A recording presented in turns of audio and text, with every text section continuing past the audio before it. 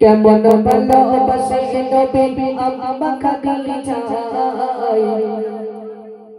কেমন ভালোবাসে নবী আম্মা খাদিজা, যে ভালোবাসায় খুশি হতেন আল্লাহ দয়াময়, যে ভালোবাসায় খুশি হতেন আল্লাহ দয়াময়। কেমন ভালোবাসে নবী আম্মা খাদিজা, কেমন ভালোবাসে নবী আম্মা খাদিজা, যে ভালোবাসায় খুশি হতেন আল্লাহ দয়াময়, যে ভালোবাসায় খুশি হতেন আল্লাহ দয়াময়।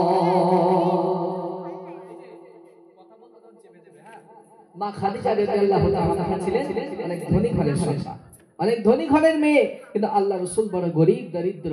কিন্তু মা খাদিজা রাদিয়াল্লাহু তাআলা আনহা আল্লাহ রাসূলের কাছে গিয়ে বলছেন, ইয়া রাসূলুল্লাহ, হাবিবাল্লাহ, আমি আপনাকে নিকাহ করতে চাই, বিবাহ করতে চাই। আল্লাহ রাসূল বলছেন, তুমি আপনার ধনী ঘরের মেয়ে, তুমি আমার বিবাহে কেন তুমি প্রস্তাব দিলে? প্রিয় কবি সুন্দর ভাষায় লিখছেন, ধনী ঘরের মেয়ে হয়ে আম্মা খাদিজা নবীর কাছে এসে বলে করব চিনিকা, ধনী ঘরের মেয়ে হয়ে আম্মা খাদিজা নবীর কাছে এসে বলে করব চিনিকা। নবী বলে, ও খাদিজা কেন চাও আমায়? নবী বলে, ও খাদিজা কেন চাও আমায়?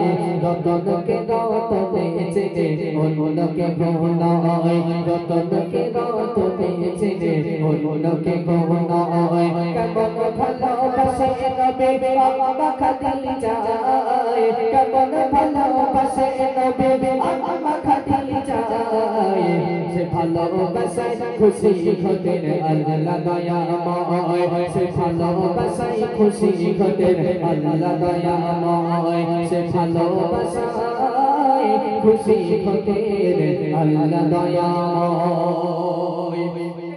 আল্লাহ রাসূলের প্রতি মা খাদিজার কত ভালোবাসা ছিল। আল্লাহ রাসূল যখন দিনের দাওয়াত দেওয়ার জন্য বার হতেন, রাত গভীর রাত্রে তিনি বাড়িতে ফিরতেন, কিন্তু আল্লাহ রাসূলের একবারের জায়গায় দুইবার দরজায় টোকা দিতে হতো না। একবার টোকা দেওয়াতেই মা খাদিজা রাদিয়াল্লাহু তাআলা আনহা দরজা খুলে দিতেন। আল্লাহ রাসূল জিজ্ঞাসা করছেন, খাদিজা, তুমি কি রাত্রে ঘুমাও না? রাত্রে কি তোমার ঘুম আসে না?